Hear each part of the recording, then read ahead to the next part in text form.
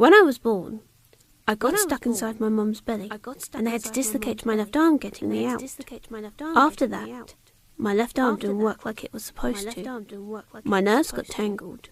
They called it Erb's palsy. I couldn't lift anything heavy. I struggled to play ball games, like basketball or netball. If I tried, and I did try, pain would surge through my arm and my body. Sometimes it would hurt so much I just wanted to give up. My arm's useless. I'm useless. I wanted to be like all the other kids, but I couldn't. I was always having operations to undo what happened to my left arm. I was in hospitals a lot. We called one of the hospitals Timbuktu. I was too young to understand the real name of the hospital, and I think my mum was getting fed up with me asking where I was and what was happening to me. The operations lasted until I was 4. Some parts I do remember, but much of that time is a blur. I guess because I do not want to remember. I could picture the room, mostly white, with gaping windows from the floors to the ceiling, and the big door with their iron handles. I was always put to sleep during my operations.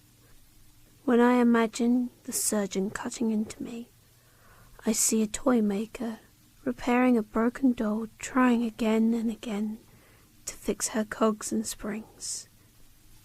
We were on the way to Timbuktu for another operation when it happened, when I lost Mr. Leopard.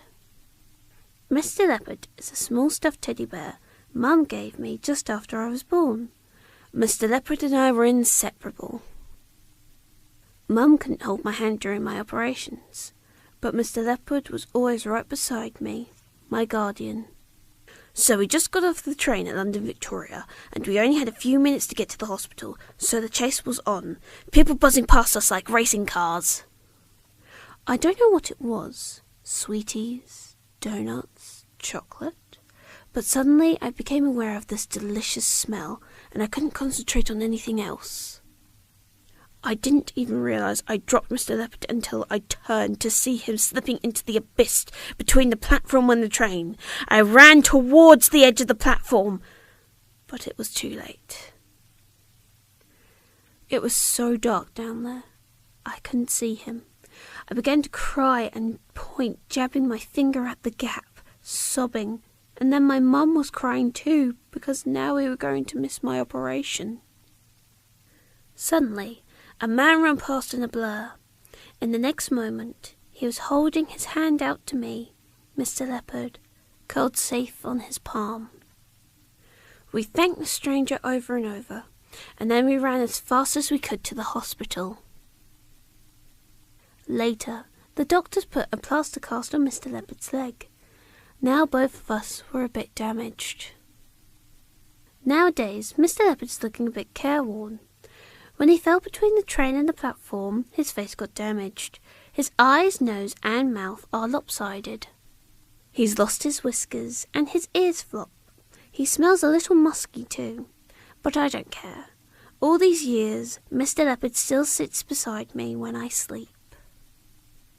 When I think about my disability, I can honestly say it does not bother me. I don't look at other people and feel inadequate or different.